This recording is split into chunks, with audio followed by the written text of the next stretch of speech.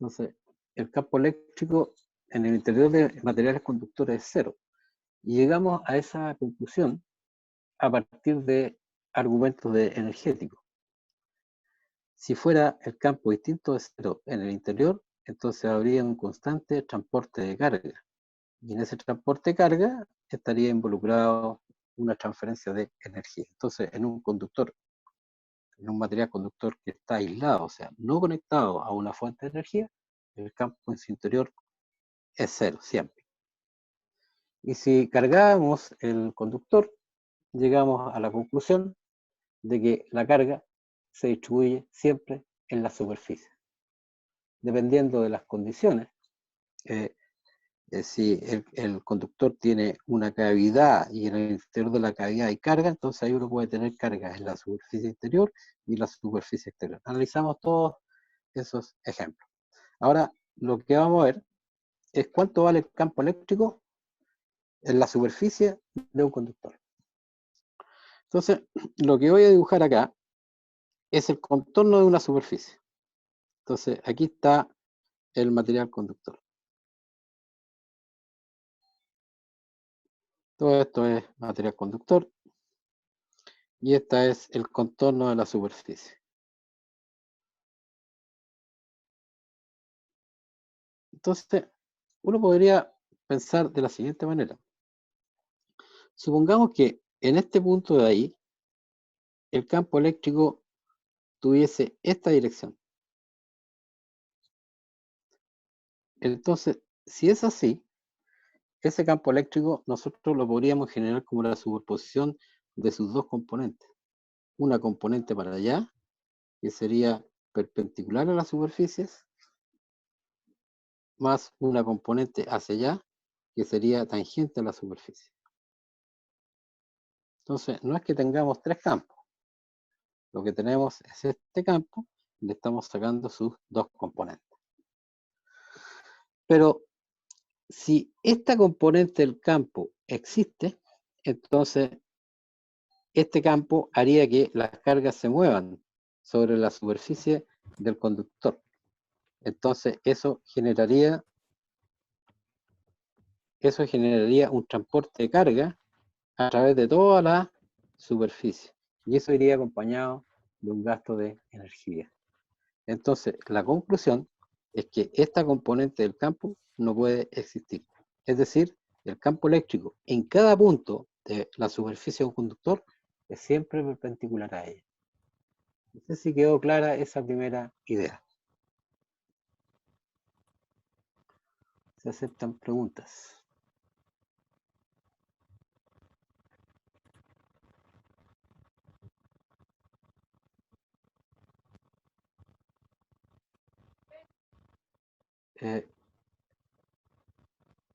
¿Qué pasó? Hay algo en el chat que no logro ver bien. Pero alguien de aquí lo estaba subiendo a aporte cero. Eso no lo entiendo. ¿Qué significa eso, Miguel?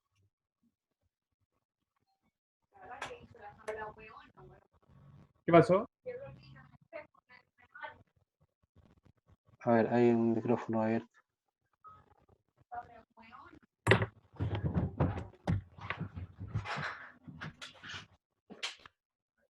¿Quién tiene el micrófono?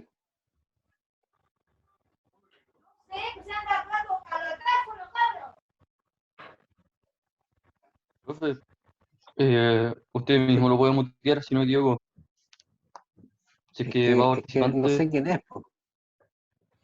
Es que No no por sé eso, quién es. pero si es que va participante y ve a alguien con el micrófono abierto, nos puede mutear a todos. Y Es Matías Sariego, parece.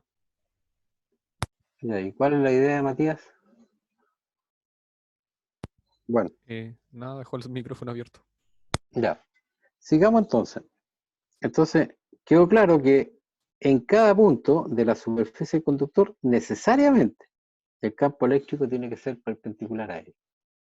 Y esa conclusión también la sacamos a partir del principio de conservación de la energía. Entonces, ya tenemos la dirección que tiene el campo en la superficie. Pero ahora queremos averiguar cuál es la intensidad del campo sobre cada punto de la superficie. Entonces, lo que podemos hacer es lo siguiente. Aquí tenemos la superficie del conductor.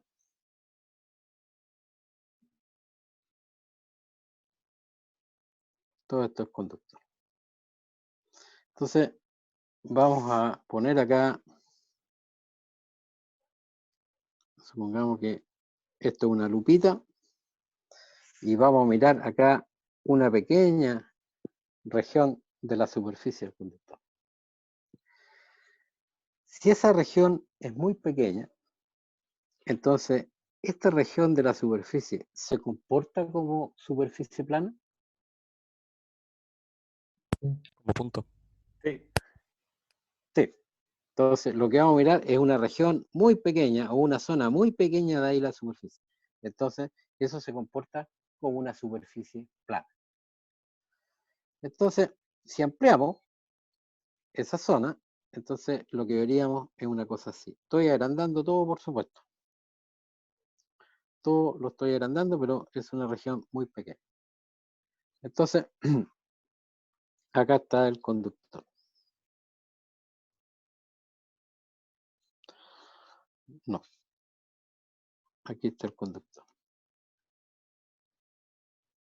Entonces, lo que sabemos es que en toda esta región, que se comporta como plana, el campo eléctrico ahí tiene una única dirección. O sea, todas estas flechas en esa región son paralelas. Paralelas.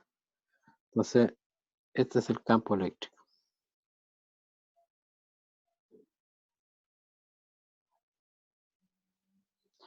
Entonces, por medio de nuestro querido amigo Gauss, vamos a ser capaces de determinar cuál es la intensidad que tiene el campo en esa pequeña región. Entonces, lo que vamos a hacer, lo voy a dibujar en plano nomás, porque si no, se me va a enredar esto. Aquí está esto. Entonces, acá voy a dibujar una superficie cerrada gaussiana, que podría ser un paralelepípedo recto rectangular. O sea, una cosa así. Podría ser como una pildorita, como queramos. Entonces, esto lo voy a copiar ahí. Esta parte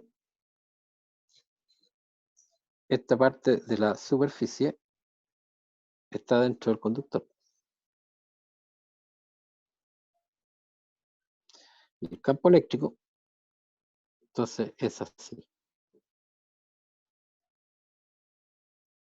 Entonces, como las líneas de campo ahí son paralelas en esa pequeña región, entonces podemos concluir que el campo eléctrico en todos esos puntos tiene que gozar la misma intensidad, que sería la misma intensidad que hay sobre todos los puntos de la superficie. Entonces, supongamos que este es el valor del campo en esa superficie. Y la superficie cerrada sería como un paralelepípedo recto rectangular. Entonces tiene profundidad, ¿no es cierto?, hacia adentro o hacia afuera del plano de la pantalla, como quieran decirlo. Entonces, supongamos que esta área, eso representa el área de la superficie de Gauss, que es perpendicular, digamos, al campo. Es la parte del paralelepípedo que está fuera del conductor. Entonces, el flujo del campo eléctrico a través de todo ese paralelepípedo de E.ds sería esa integral. Y esa integral la podemos separar en varias partes. En esta superficie, estamos viendo el contorno de esa superficie. La otra parte, la otra dimensión va hacia adentro o hacia afuera del plano de la pantalla. Pero como esto está dentro del conductor, el campo eléctrico sobre todos estos puntos vale cero. Así que la integral sobre esa superficie es cero. esta otra parte de la superficie Gauss también está dentro del material conductor. Por lo tanto, el flujo a través de esa parte también vale cero. Y en esta otra parte que está fuera del material conductor, el campo eléctrico pasa tangente a ella. Lo que quiere decir entonces que a través de toda esta superficie y de toda esa superficie y de esa superficie, el flujo del campo eléctrico vale cero. Entonces, de toda esta integral, lo que sobrevivió es el flujo a través de esa superficie. Entonces, si esa superficie tiene tamaño A, entonces el flujo del campo eléctrico es simplemente E por A. No sé si quedó claro eso. ¿Se entiende o no? Sí, profe. Perfecto. Entonces, ahora, para ocupar Gauss, lo que tenemos que averiguar es cuánta carga encierra esta superficie de Gauss. Es la carga que hay en esa región de la superficie del conductor. Entonces, si denotamos por sigma la densidad superficial de carga dentro del conductor, entonces la carga que encierra, digamos, esa superficie de Gauss es simplemente la densidad superficial de carga por el área de esa superficie. Entonces nos queda que al usar la ley de Gauss, queda E por A, tiene que ser 1 partido por epsilon 0, sigma por A. Entonces le damos las gracias al área y llegamos a esto. Lo podemos escribir así. Sigma partido por epsilon 0. Esa es la intensidad del campo sobre cada punto de la superficie de un conductor.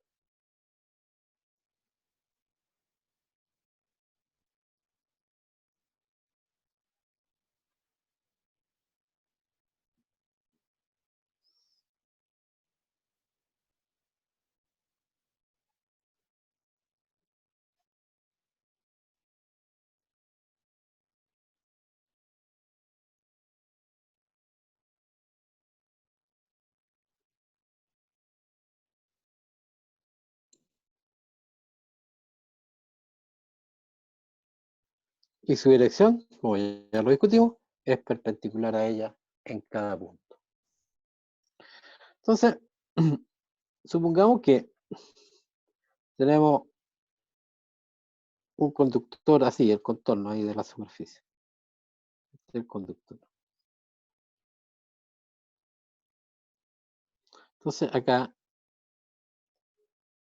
el campo tiene esa dirección. Y acá tiene esta otra dirección, por ejemplo, par de puntos. Y así sucesivamente. Entonces, la pregunta es, ¿el campo eléctrico en ese punto de la superficie del conductor tiene la misma intensidad que en ese punto?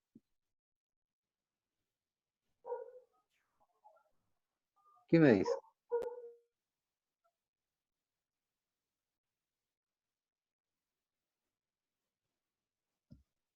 Parece que perdí el audio. Sí, o sea, sí No, tiene. no perdí el No, audio. sí te perdí el audio. Entonces, la pregunta es, ¿la intensidad del campo en ese punto es la misma que en ese punto? Si la densidad de carga es la misma, sí. Si la densidad de carga es la misma, sí. Pero la carga no se tiene por qué distribuir uniformemente en toda esa superficie. Entonces, lo que hay que tener presente es que el campo en cada punto del espacio tiene el valor que podríamos llamar el sigma local, la densidad de carga que hay en ese punto dividido por epsilon 0. Así es que no necesariamente el campo ahí tiene la misma intensidad que hay. ¿En qué caso nos podríamos imaginar que el campo tiene la misma intensidad en todos esos puntos? Una geometría bien fácil. ¿La esfera? Si una esfera, por ejemplo, si esa fuera una esfera, cargada. Si eso es una esfera cargada,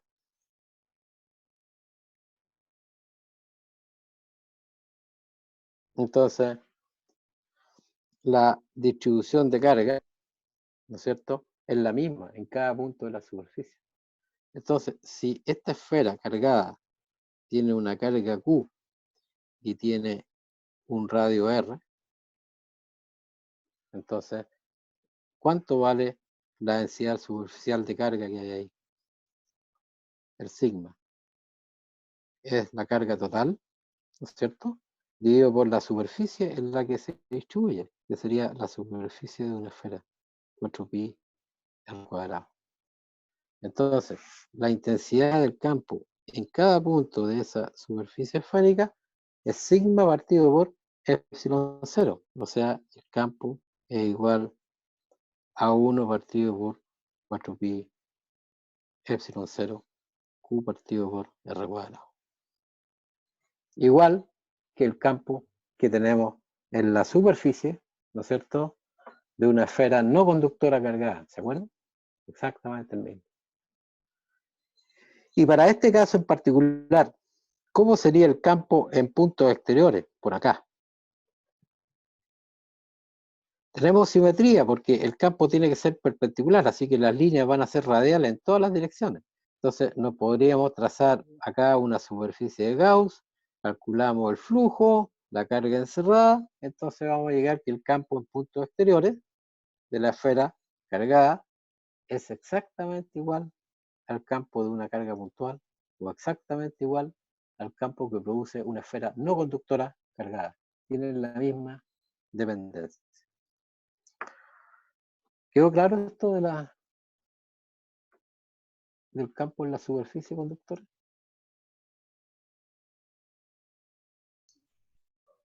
Sí, profe. Ya. Avancemos otro poquito entonces.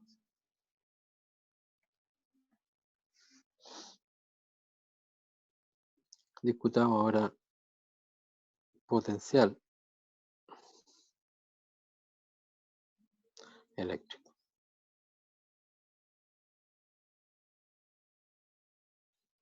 Entonces, vamos a hacer algunas preguntas de repaso de física 110. Entonces, ¿qué es trabajo? ¿Se acuerdan lo que es trabajo?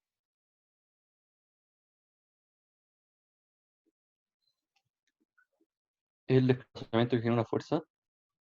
No, no. Eso es desplazamiento, ¿no? Opinemos hasta que nos salga, digamos, lo correcto. Cuando ustedes calculan el trabajo que realiza una fuerza, ¿qué es lo que están calculando? La energía que es necesaria para realizar un... ¿Perdón? ¿La energía por unidad de tiempo? No. No. El trabajo lo que mide es cuánta energía se transfiere por acción de una fuerza. Eso es trabajo. O sea, cuando calculamos el trabajo que realiza una fuerza, lo que estamos haciendo es calcular la energía transferida por acción de esa fuerza. No sé si quedó claro eso. ¿Sí? Ya. Entonces, eso es conceptual. Ahora, ¿cómo se define operacionalmente? Entonces, aquí tenemos una trayectoria.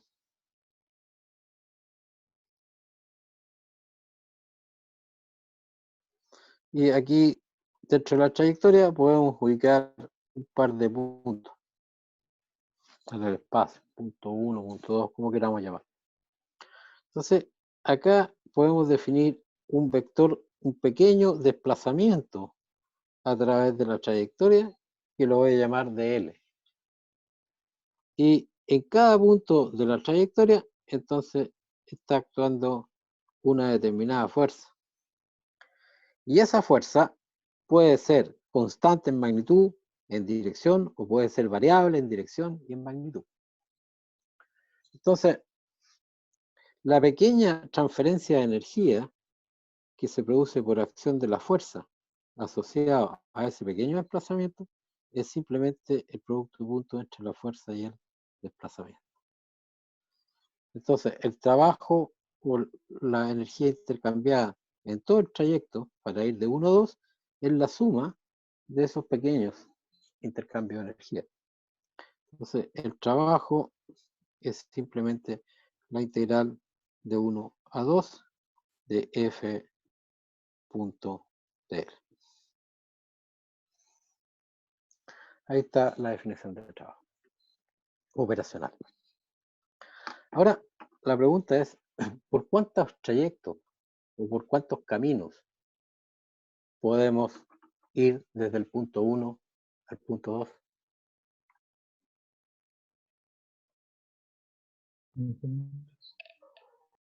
¿Por cuántos caminos? Infinitos.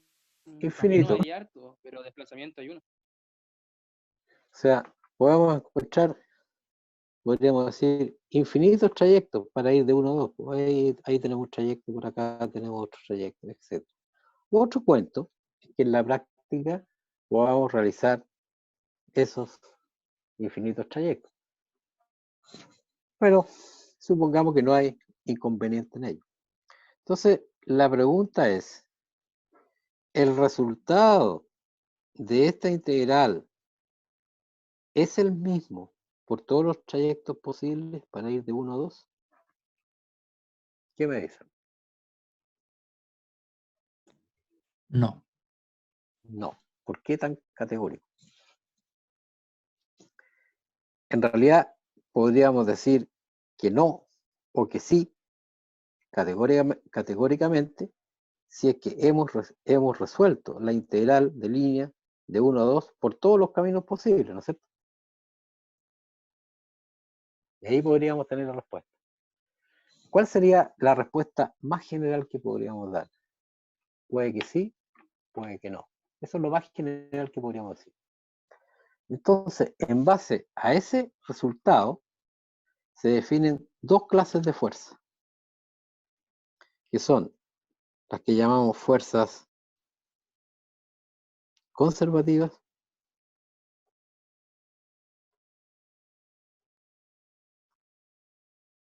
y las fuerzas no conservativas.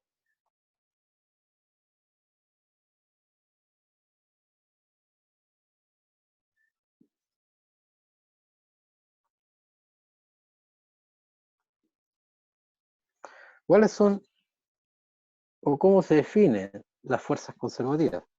Son aquellas en que el valor de esta integral es el mismo por todos los caminos posibles, que vayamos de uno al otro. Y las no conservativas es que el resultado de esa integral depende del trayecto que sigamos para ir de un punto al otro. No sé si eso quedó claro. ¿Podría repetir lo que dijo recién? Sí.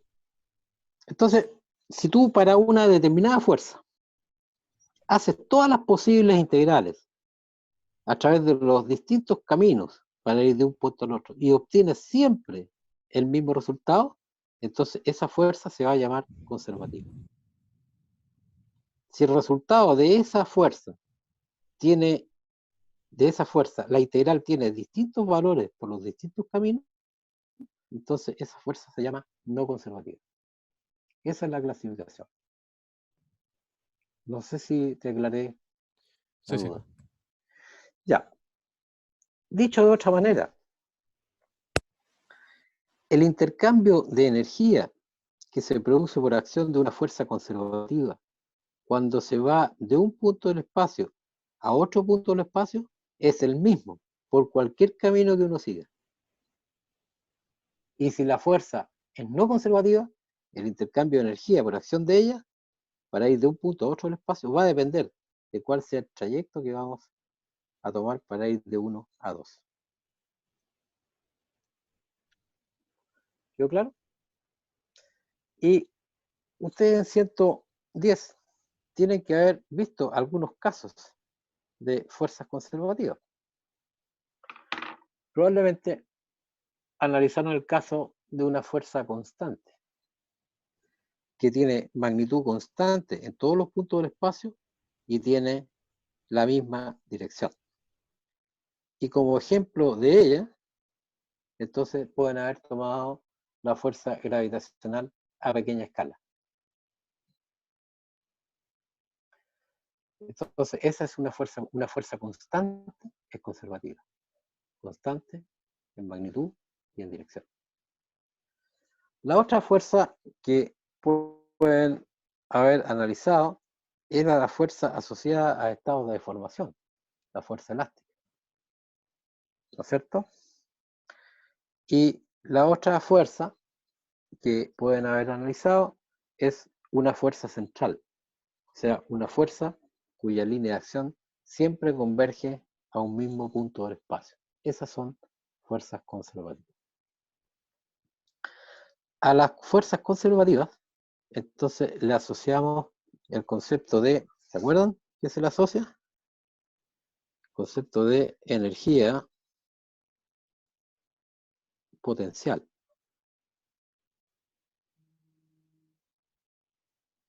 O energía disponible, como queramos llamarlo.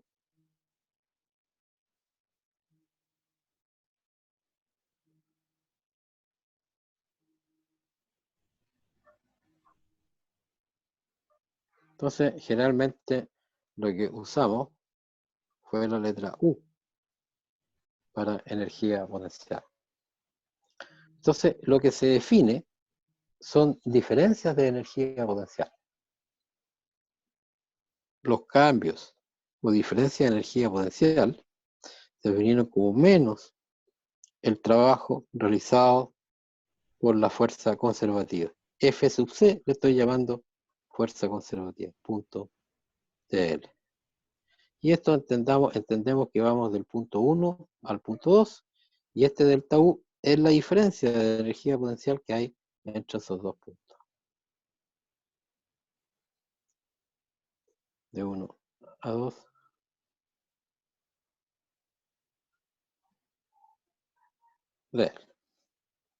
Entonces, pensemos de la siguiente manera.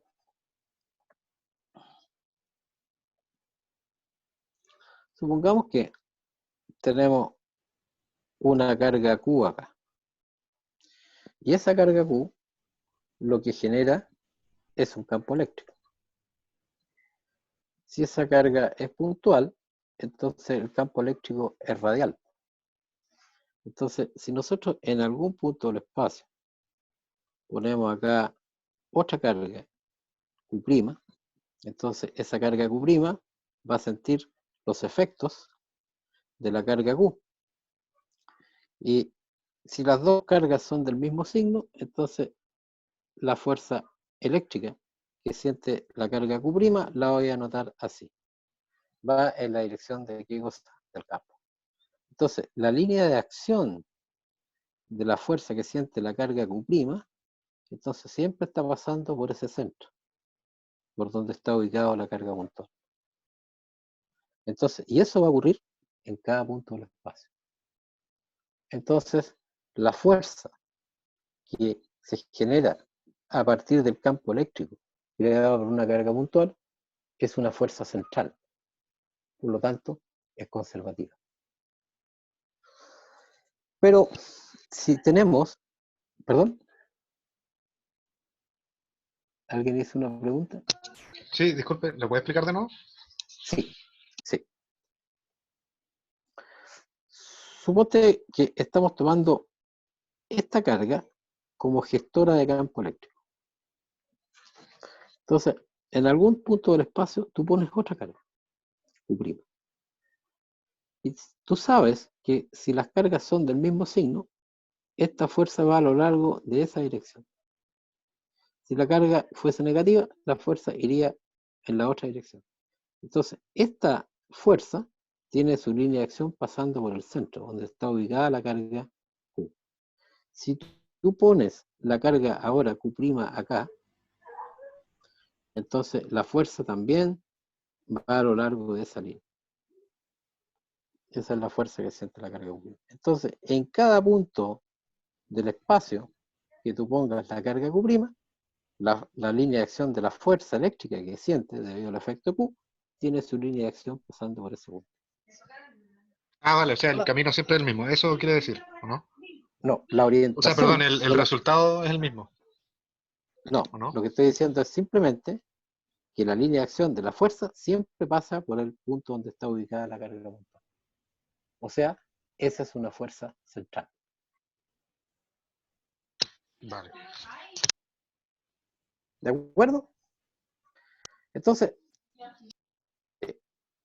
la fuerza que se genera a partir del campo eléctrico creado por una carga puntual es una fuerza conservativa. Entonces, si ahora tenemos varias cargas, tenemos aquí un conjunto de cargas. La carga Q sub I, la carga Q sub N, etc. Q sub 1, Q sub 2. Entonces, ahora voy a poner una carga aquí Q' acá. La fuerza que siente la carga Q' debido al campo eléctrico producido por la carga Q1 es una fuerza central.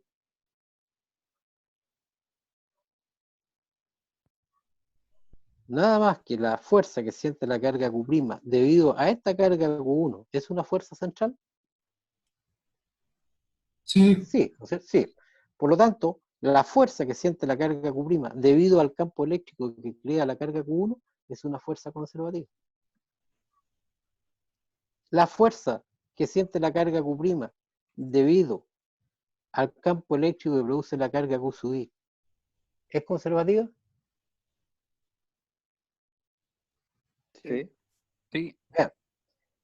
Y sabemos que la fuerza resultante sobre la carga Q' es la suma de las fuerzas que produce cada una de estas carguitas. Por lo tanto, la fuerza eléctrica que siente la carga Q' debido a todas estas cargas es una fuerza conservativa. Y si ese fuese un cuerpo cargado, entonces en lugar de trabajar con Q, trabajamos con dQ. Y la fuerza que se genera a partir del campo eléctrico producido por cada dQ también va a ser conservativa. Conclusión, la fuerza que experimenta una carga eléctrica en presencia de un campo eléctrico es una fuerza conservativa. Por lo tanto, le podemos asociar el concepto de energía potencial. En este caso, energía potencial eléctrica. No sé si fui claro. ¿Podría repetir la conclusión? Claro. Que la fuerza que siente una carga debido al campo eléctrico creado por otras cargas es una fuerza conservativa. Por lo tanto, a la fuerza eléctrica que siente una carga debido a la presencia de un campo eléctrico, le podemos asociar el concepto de energía potencial. El concepto de energía potencial está solamente, ¿no es cierto?, o es solamente válido para fuerzas conservativas. Entonces, en este caso, nos va a aparecer el concepto de energía potencial eléctrica. No sé si te aclaré en algo. Sí, totalmente. Perfecto. Entonces,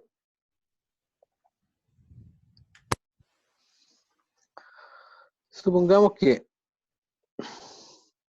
acá tenemos un campo eléctrico creado por cargas que están en alguna parte, distribuidas de alguna manera. Entonces, si nosotros ponemos ahí una carga Q en ese punto del espacio, entonces la fuerza eléctrica que siente la carga Q es el producto de la carga puesta ahí por la intensidad de qué cosa del campo. Entonces,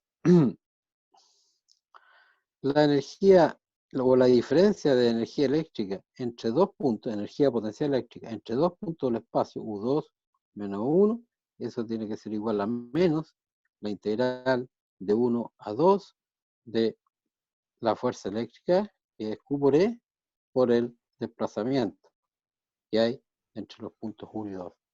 Y esta integral, repetimos de nuevo, no depende del camino que sigamos. Entonces, esto representa diferencia de energía eléctrica.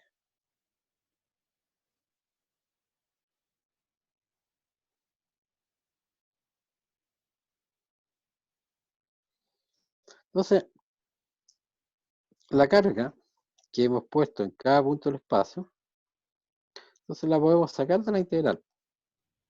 Entonces, esto nos va a quedar U2, Profe, ¿sí? ¿qué vamos a entender por energía eléctrica? Energía con configuración eléctrica. Ya te lo voy a explicar. Dame un segundito, ¿ya? Dame un segundito y aclaro un poco lo que significa eso. Matemáticamente, esta es la definición, la diferencia de energía potencial eléctrica, pero te voy a dar otra explicación para que te quede más claro. Pero déjame terminar con esto. Entonces, voy a pasar dividiendo la carga Q que está ahí. Entonces, esto va a quedar 1 partido por Q, y esto va a ser menos la integral de 1 a 2, simplemente de E punto de L. Entonces, acá nos aparece el término U partido por Q. Y esto no es otra cosa que energía potencial eléctrica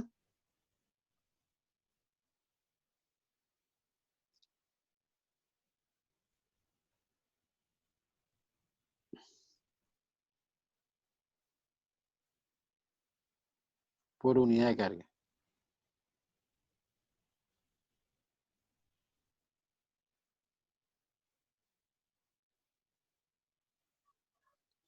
Y esto recibe el nombre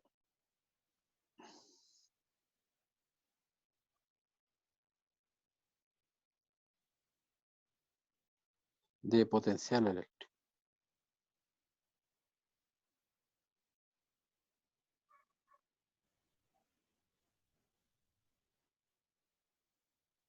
Que generalmente se representa por la letra V mayúscula. Entonces, la unidad de medida del potencial eléctrico, bueno, esto tiene un cierto valor y sería Joule partido por Coulomb. Y eso da origen a la unidad de medida llamada volt. Entonces, un volt, por definición, corresponde a un Joule partido por Coulomb. Y el volt se abrevia simplemente una V. Entonces es un Joule partido por Coulomb. Entonces el potencial eléctrico se mide en volt. Bueno,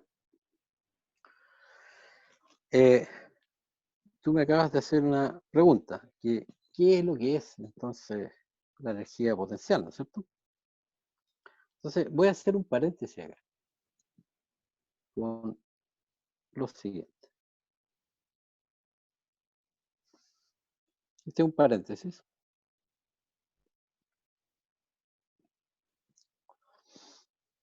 Entonces, supongamos que esa es una referencia. Aquí vamos a tener la dirección vertical. Y voy a poner una masita ahí. Y una masita ahí. Entonces, esta misma masa puede estar ahí o puede estar aquí abajo. El estado de energía de esta masa puesta acá o puesta ahí, ¿es el mismo? No. No. ¿Dónde hay más energía? En la de arriba. En la de arriba. Dicho de otra manera, para pasar o llevar esto desde esa posición a esa otra posición, hay que aportar energía. Por eso que esto es más energético que eso. Entonces, ¿se acuerdan ustedes que la energía potencial gravitatoria asignada respecto a una referencia, supongamos que esta es la referencia, y esto le llamamos H, es mg por H, ¿se acuerdan de eso, no? Sí, profe. Perfecto. Entonces, si esto se va elevando, la fuerza G apunta para allá, y el desplazamiento es hacia allá, supongamos el de L. Entonces, ¿cuánto trabajo hace la fuerza mg cuando esto se mueve desde esta posición a esa otra posición? Es simplemente la integral de mg punto dl. En este caso, si el cuerpo va subiendo, entonces estos dos vectores, ¿qué ángulo forman? Forman 180 grados. Entonces, el trabajo hecho por la fuerza mg es simplemente menos mg por h. Es el trabajo hecho por la fuerza esa conservativa. Entonces, esto pasamos de 1 a 2. Supongamos que eso es 1 y esto es 2. Entonces, la energía potencial en 2 menos la energía potencial en 1, dijimos que se define como menos el trabajo hecho por la fuerza conservativa, que sería en este caso la integral. Entonces, U2 menos U1, para este caso, es simplemente mgh. Entonces, la diferencia de energía potencial gravitatoria que hay entre que la masa esté ahí y la masa esté ahí es simplemente mgh. Entonces, la energía potencial acá es la energía potencial acá más mg por h. Ahora, si ustedes tomaron este cuerpo, lo tomaron del reposo y lo dejaron ahí en reposo, ¿cuánto trabajo tuvieron que realizar? mg por h. Y eso fue justamente el aumento de energía potencial. Si a este cuerpo ahora ustedes lo sueltan, entonces su energía potencial o su energía disponible se transforma en energía de movimiento. Eso es. Si por el contrario el movimiento es desde acá hasta acá, entonces el trabajo hecho por la fuerza conservativa, en este caso, va a ser positiva. Entonces, esto va a ser positiva, entonces la energía de esto es menor que la energía cuando está allá. En resumen, cuando la fuerza conservativa hace trabajo positivo, entonces aumenta, perdón, cuando hace trabajo positivo, disminuye la energía disponible. Y cuando la fuerza conservativa hace trabajo negativo, entonces aumenta la energía disponible. Bueno, lo mismo pasa en el campo con el caso eléctrico.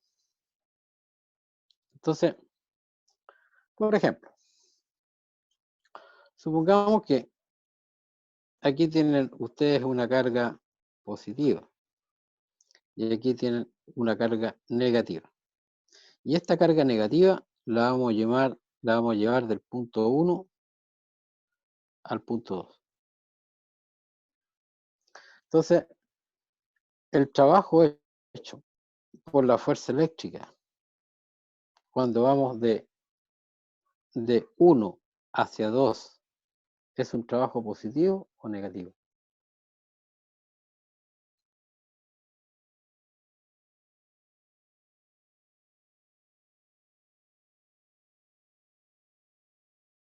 La fuerza eléctrica apunta para allá. Y como estamos moviendo de 1 a 2, el desplazamiento es para allá. Entonces, el trabajo hecho por la fuerza eléctrica es negativo. Eso significa que la diferencia de energía potencial cuando la carga está acá, que cuando está acá, U2 menos U1 es positiva o negativa.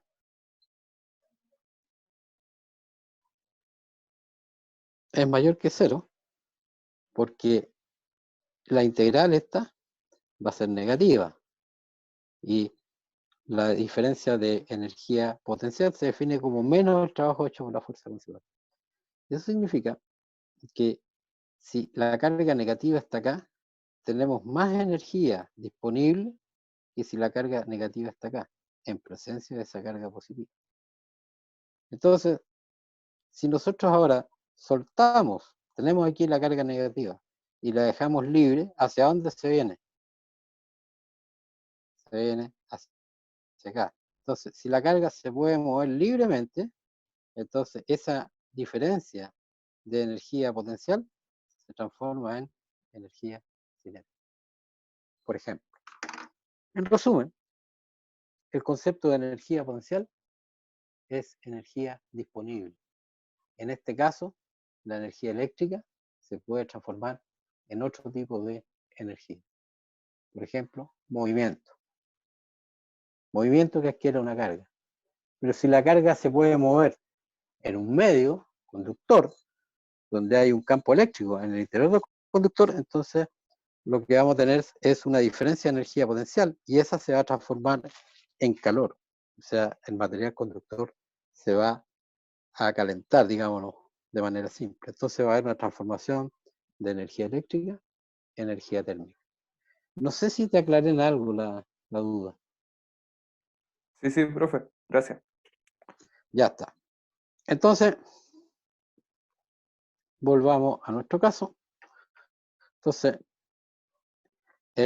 la diferencia de potencial eléctrico que hay entre dos puntos es igual a menos la integral de 1 a 2 de E punto D.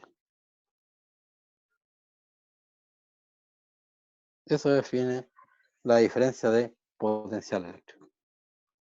Ahora, si nosotros nos damos acá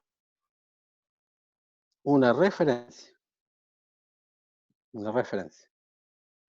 y acá tenemos un punto del espacio cualquiera, y nosotros queremos asignarle un valor al potencial eléctrico cuando la carga está ahí, entonces lo que podemos hacer, o el potencial eléctrico en ese punto, debido al campo eléctrico creado por cargas que están en alguna parte. Entonces, si hacemos esta integral, vamos de la referencia al punto, entonces esta diferencia será el potencial en el punto menos el potencial en la referencia. Lo que estoy escribiendo es esta diferencia de potencial entre ese punto y ese punto. Y eso tiene que ser igual a menos la integral de 1 a 2 de E punto D. Por lo tanto, el potencial eléctrico que le asociamos a un punto es igual al potencial que le asignamos arbitrariamente en la referencia menos la integral de 1 a 2 de E punto D.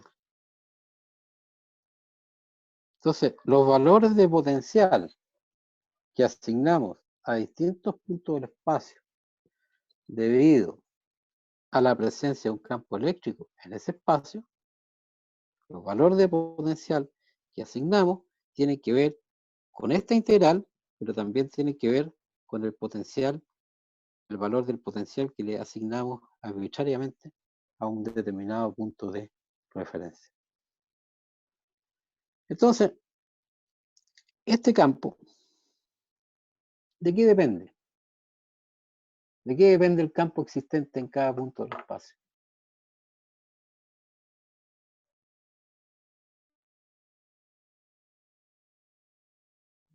el campo eléctrico que tienen en ese punto, ¿de qué depende? ¿De la distribución de carga? De la distribución de carga que está creando ese campo. Por lo tanto, los valores de potencial que vamos a asignar a distintos puntos del espacio, finalmente va a depender de la distribución de carga que produce qué cosa, el campo eléctrico. ¿Estamos? Entonces, ahora podemos introducir la idea de líneas y superficies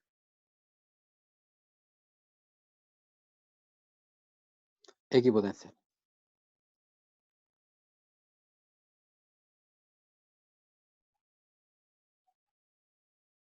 Entonces, ¿qué es lo que vamos a entender por línea y superficie equipotencial?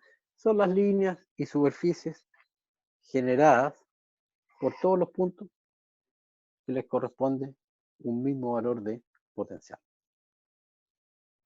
Entonces,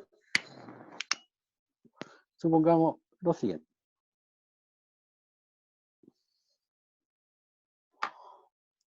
Supongamos que acá lo que tenemos es una línea perteneciente a una superficie equipotencial.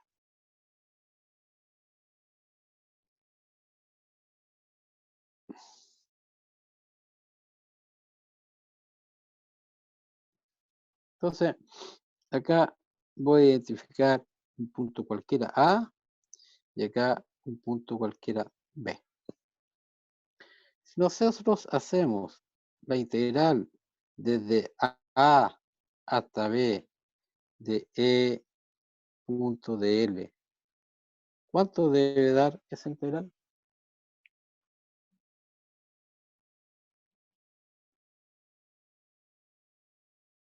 ¿Cuánto debe dar? Volvamos atrás.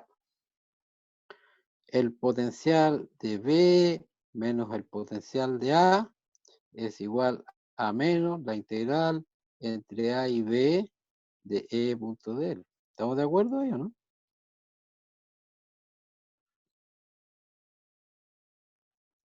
Esto define la diferencia potencial eléctrico entre dos puntos, ¿cierto?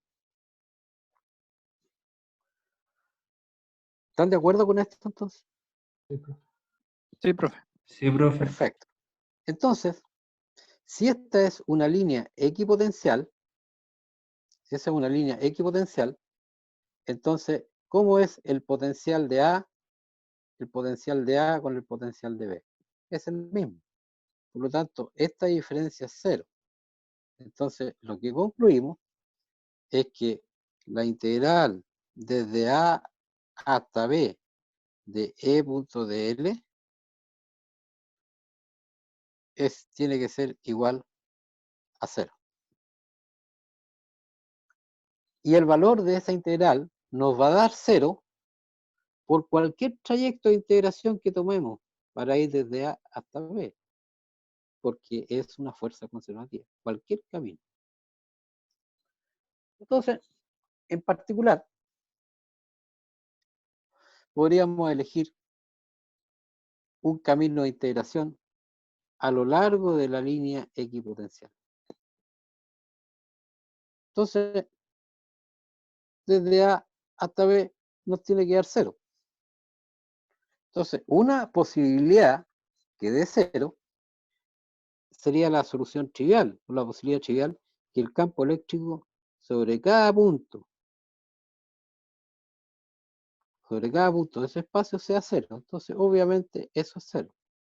Pero, ¿cuál es la otra posibilidad? La otra posibilidad es que este vector con ese vector sean perpendiculares entre sí, en cada punto. Entonces, si por ejemplo, pensamos así, si tenemos que el campo eléctrico ahí tiene esa dirección, y la línea tangente ahí a la superficie equipotencial o a la línea equipotencial es para allá, es de L. Entonces, si estos dos vectores son perpendiculares punto a punto, entonces esta integral va a valer 0. ¿Cuál es la conclusión que sacamos? Que el campo eléctrico es perpendicular sobre cada punto de una línea o de una superficie equipotencial. No sé si quedó clara esa conclusión. Sí, profe. Entonces, las líneas de campo y las superficies o líneas equipotenciales son siempre perpendiculares entre sí. Entonces, miremos lo siguiente. Profe, ¿Sí? Cuéntame.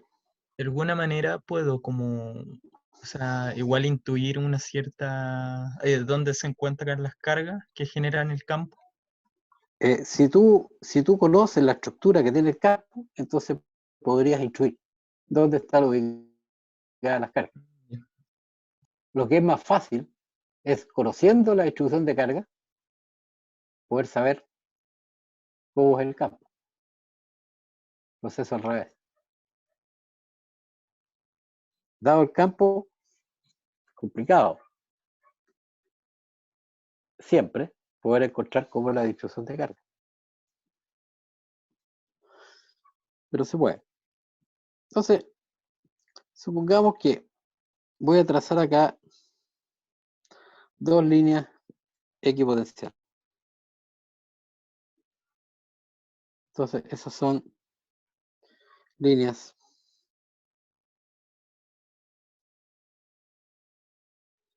equipotenciales.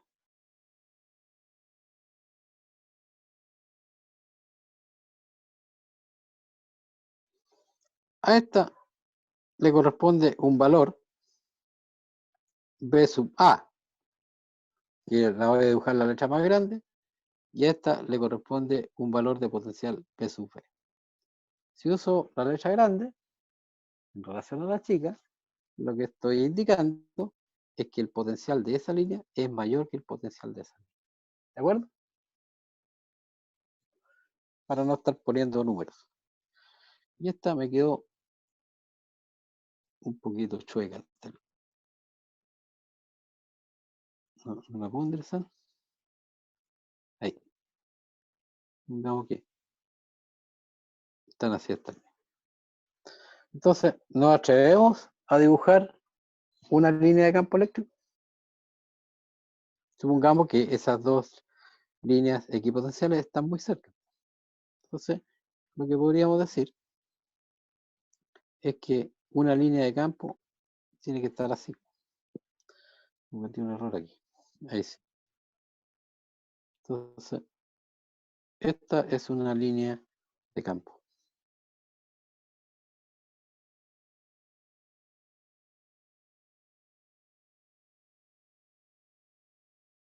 Entonces, tiene que ser perpendicular a la línea equipotencial. Entonces, el cuento es que el campo eléctrico podría apuntar hacia la derecha o hacia la izquierda, porque esta es una línea. Entonces, el campo eléctrico es tangente a la línea, pero podría apuntar hacia la derecha o podría apuntar hacia la izquierda. Entonces, hagamos la integración desde A hasta B. Por cualquier camino nos tiene que dar lo mismo. Entonces, integremos a lo largo de esa línea de campo. Entonces, ahí estaría el de L. Entonces, el potencial de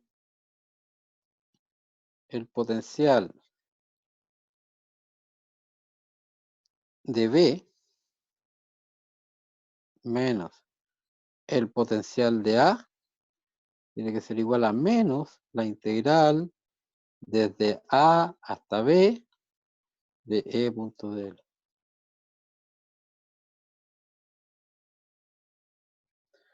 Y esta diferencia que está acá, ¿cómo es? ¿Positiva o negativa?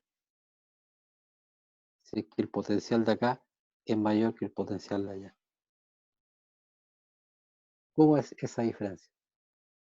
Positiva. Negativa. Negativa. Si estamos suponiendo que el potencial de acá es mayor que el potencial de allá, entonces esta diferencia es negativa.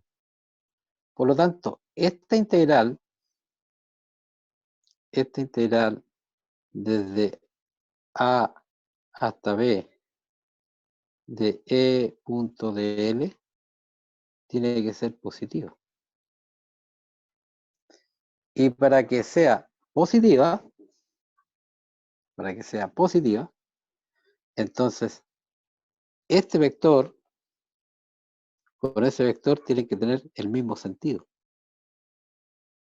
Entonces, ¿qué es lo que concluimos? Que el campo eléctrico tiene que apuntar hacia allá. Entonces, el campo eléctrico va dirigido de la zona de alto potencial a la zona de bajo potencial. No sé si quedó claro eso. Entonces, la ¿Podría línea repetir de... por qué? Sí. Quedamos claro que esta integral tiene que ser positiva. Eso te quedó claro, ¿no? Sí. Sí, ya, si eso está claro. Entonces, la única posibilidad que esta integral sea positiva es que este vector tenga la misma dirección que ese vector. Ujú. Entonces, como estamos integrando desde A hasta B, el vector de L va desde A hasta B, o sea, tiene esa dirección. Entonces, la única posibilidad es que este campo tenga el mismo sentido del de L. Entonces, el campo eléctrico es perpendicular a las superficies equipotenciales, pero está dirigido desde la zona de alto potencial hacia la zona de bajo potencial. Dale, No sé ahí si... entendí. ¿Sí? Ahí entendí, sí. Perfecto. Entonces, por ejemplo, ¿cómo serán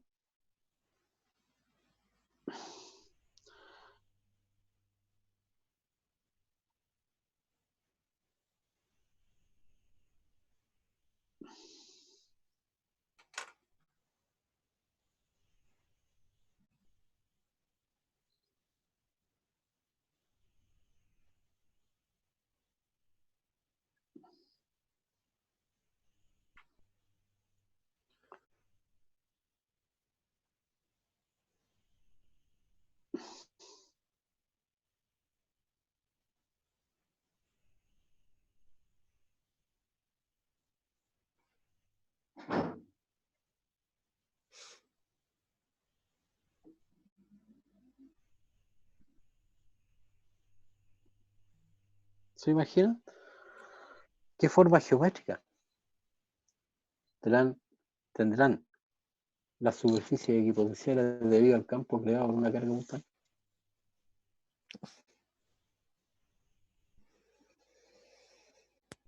Esférica. Entonces, esférica.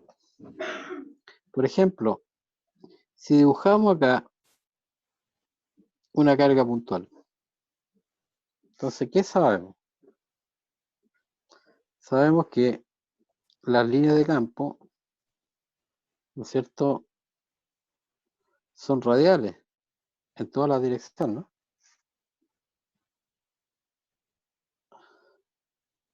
Ahí lo estamos dibujando en el plano, ¿no? Ahí, radiales en todas las direcciones. ¿Y hacia dónde apuntan esas líneas de campo? Depende. Si la carga es positiva, entonces las líneas son emergentes. Si la carga es negativa, entonces las líneas son convergentes hacia la carga negativa. Entonces, si nosotros trazamos acá una superficie esférica, que la estamos viendo en este plano aquí nomás, ¿no es cierto?, concéntrica con la carga puntual, ahí. Entonces, el campo, como es radial, en cada punto de esa superficie esférica, el campo va a ser perpendicular, ¿no es cierto?, a esa superficie esférica. Entonces, la forma geométrica que tienen las superficies equipotenciales debido al campo creado por una carga puntual son superficies esféricas concéntricas con la carga. A medida que nos alejamos de la carga puntual, ¿qué es lo que está pasando con la intensidad del campo eléctrico?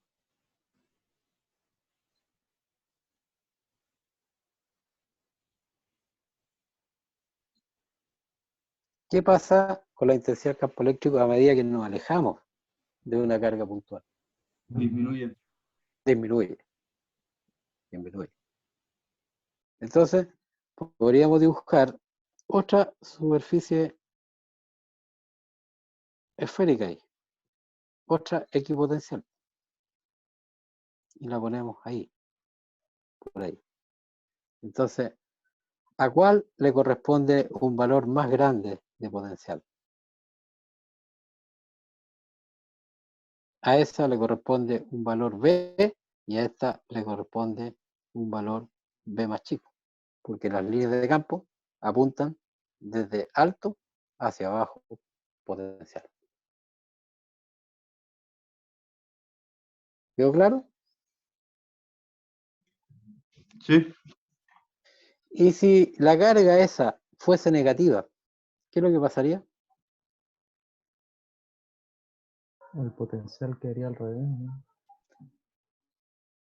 La línea de campo ahora apuntarían hacia adentro, ¿no? Entonces, esta superficie de acá tendría un mayor potencial que esa superficie. Entonces, lo único que cambia es la distribución en los valores de potencial eléctrico. Veamos entonces cómo calculamos el potencial eléctrico debido al campo creado por una carga puntual.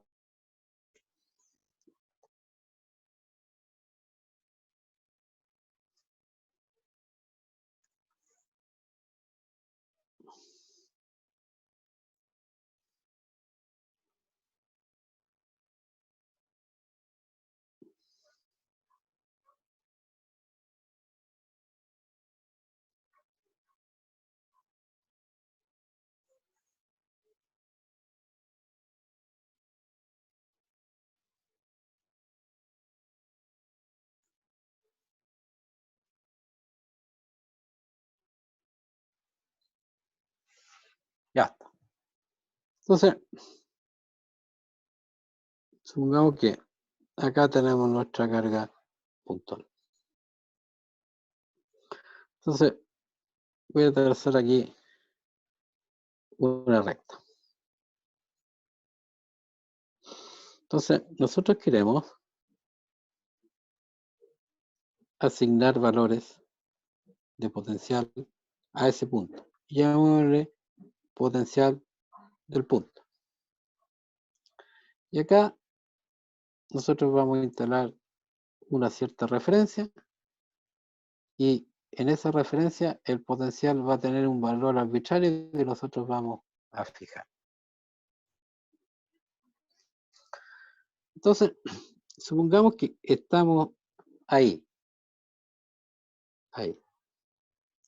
Entonces, el campo eléctrico, lo voy a cambiar de color para que se vea mejor.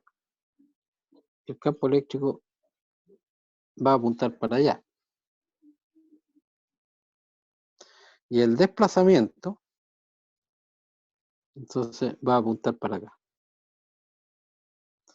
¿Por qué?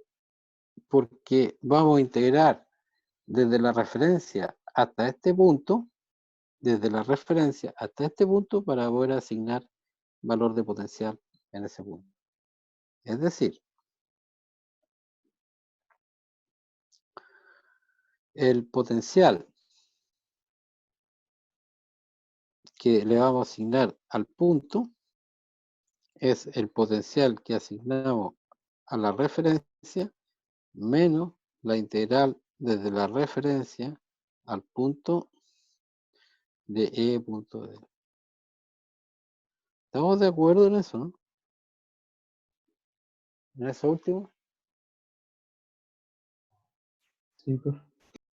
Perfecto. Entonces, supongamos que esta es la distancia R que hay desde ese punto donde estamos realizando la integral hasta donde se encuentra la carga puntual. Y acá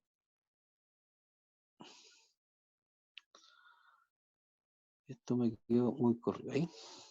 Y esta distancia, medida de la referencia, le voy a llamar L. L. Entonces, el de L es ACK. Entonces, lo que sabemos que el campo eléctrico en este punto tiene la siguiente intensidad. 1 partido por 4pi epsilon 0 Q partido por R cuadrado, ¿no es cierto? Esa es la intensidad del campo. ¿Y qué dirección tiene? Si a este vector le llamamos R tongo, entonces este campo tiene la dirección R tongo. Y ahora, el vector de L tiene magnitud de L. ¿Y hacia dónde apunta? En la dirección menos R tongo. Entonces, el producto E punto de L nos queda simplemente menos 1 partido por 4pi epsilon 0 Q partido por R cuadrado de L. Entonces tenemos que integrar, pero acá tenemos la variable R y aquí tenemos la variable L, así que tenemos que dejar todo en una sola variable. No vamos a quedar con la variable R. Entonces, las distancias R más L es constante.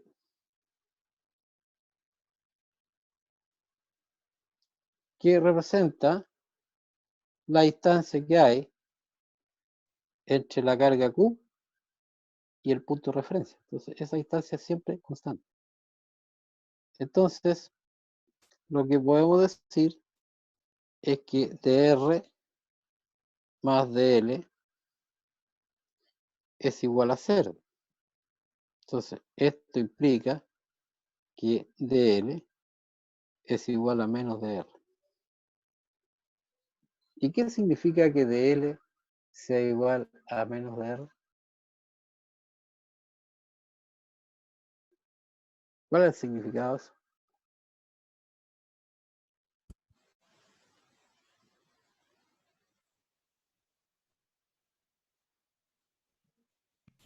Que varía. ¿Sí? Entonces, lo podemos pensar así. Entonces, esta distancia es R, esta distancia es L. Y aquí tenemos la referencia. Y aquí está la carga puntual. Entonces, si esta persona da un pasito para acá, ¿qué pasa con la coordenada L? Aumenta, ¿no es cierto? Sí.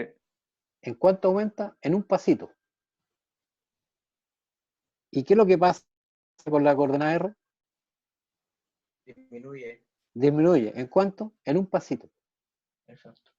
Entonces, si una aumenta, la otra disminuye. Ese es el significado que de L sea igual a menos de R. Entonces, finalmente, podemos esto dejarlo todo en la variable R. Entonces, aquí nos sacamos el signo menos y aquí ponemos entonces dr. Entonces, estamos listos. Porque el potencial que asignamos a ese punto va a ser igual a el potencial que tenemos en la referencia menos la integral de E punto dl. Entonces, puedo sacar lo que es constante de la integral, 4pi, puedo sacar de la integral lo que es constante, por Q, y aquí nos queda la integral de dr partido por R cuadrado. ¿Y cuáles serían los límites de integración? Los límites de integración son desde la coordenada R de la referencia hasta la coordenada R del punto. Estamos integrando desde acá hasta acá. Entonces, esta integral que está acá vale menos 1 partido por R. Pero pongamos los límites. R de referencia, pongamos. Y acá la coordenada R del punto. Entonces, el potencial que asignamos un punto es el potencial de la referencia más, ¿no es cierto? Nos va a quedar 1 partido por 4pi epsilon 0. Y aquí va a quedar 1 partido por la referencia, la coordenada R del punto, menos 1 partido por la coordenada R de la referencia. Y el signo menos lo absorbimos porque el resultado de esta integral es menos 1 partido por R. ¿Estamos de acuerdo ahí o no? Ya, entonces, ese es el valor del potencial en un punto del espacio que está a una distancia R punto respecto a la carga puntual. Entonces, el valor... sí, cuéntame. ¿Qué pasó con la Q? Me la comí, no. Muchas gracias. Ahí está. Gracias. Ahí sí. Entonces, el valor del potencial va a depender de qué valor nosotros le asignemos de potencial a la referencia y de dónde ubiquemos, ¿no es cierto?, la referencia. Acá tenemos una libertad absoluta para asignar valor del potencial de la referencia. Y la otra libertad absoluta es dónde ubicamos la referencia. Entonces, en una suma, eso más eso, ¿cuál es el valor más cómodo de asignarle a la referencia? 0. 0. Pero si quiero, A la referencia.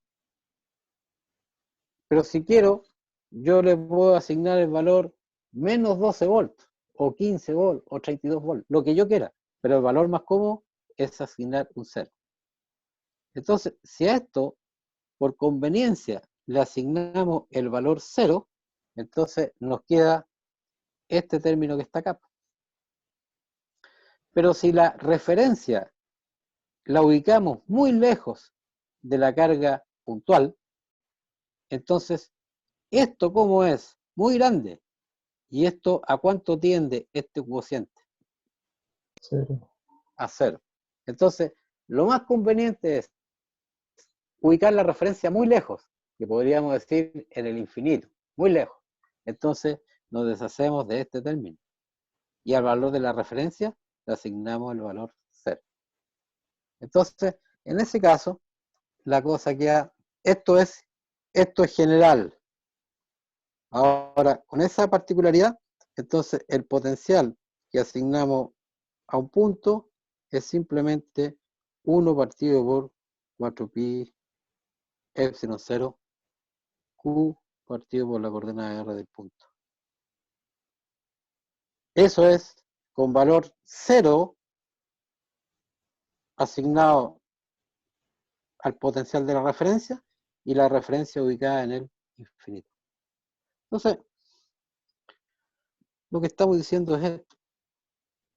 Aquí tenemos nuestra carguita y aquí tenemos un punto del espacio que está a una distancia r de la carga puntual. Entonces, el potencial ahí es 1 partido por 4pi epsilon 0 q partido por r. Profe, esto se asimila así como a campo, ¿Cómo así? No te entendí. que por ejemplo cuando al momento de calcular el campo no necesitamos la otra cupo, en este caso solamente necesitamos la carga fuente, ¿no? Sí, exactamente. Exactamente, porque es e.dl. Esa es la integral que interesa para el potencial. Si quieres calcular valores de energía potencial, entonces necesitas la otra carga. Porque la energía potencial de una determinada configuración es el potencial que hay en un punto por la carga puesta en dicho punto. ¿De acuerdo?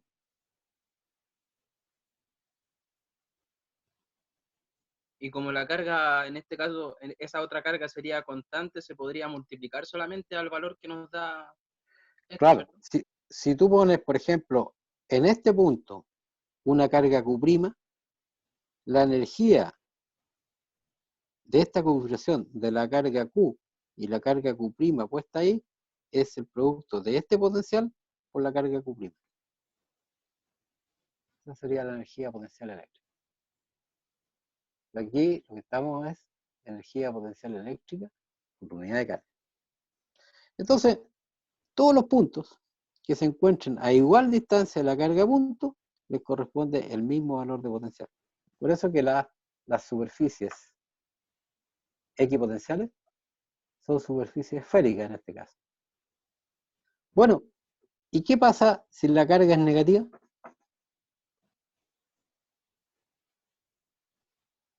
Entonces simplemente cambiamos Q por menos Q. Entonces, en las cercanías de una carga positiva, el potencial eléctrico que asignamos es positivo. Y en la cercanía de una carga eléctrica negativa, entonces el potencial es negativo. Bueno, ¿y qué debería de pasar si aquí tenemos un conjunto de cargas puntuales?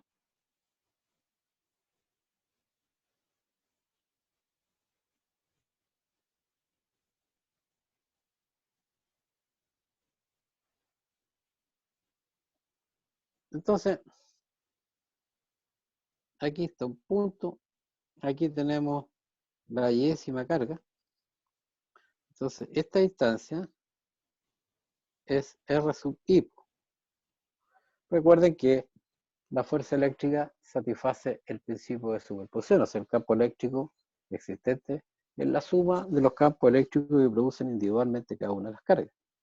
Entonces, este término que está acá, 1 partido por 4pi epsilon 0 Q sub i partido por R sub i, ¿eso qué cosa representa? El potencial en este punto debido a la yésima carga de la distribución.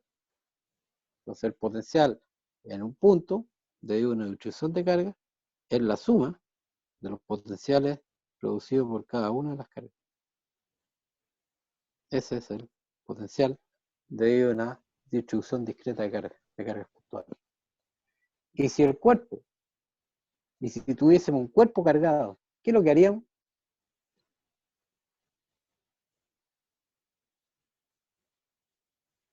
La integral. La integral. Entonces calcularíamos el potencial debido a una carga de Q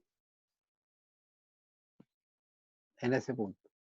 Y luego integramos, ¿no es cierto?, el potencial debido a cada uno de los de Q. Entonces, lo que cambiamos en el fondo es la suma por una integral.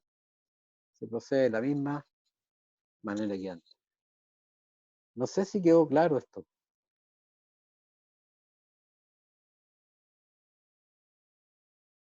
Sí, profe. ¿Alguna pregunta? ¿Quedó todo muy claro?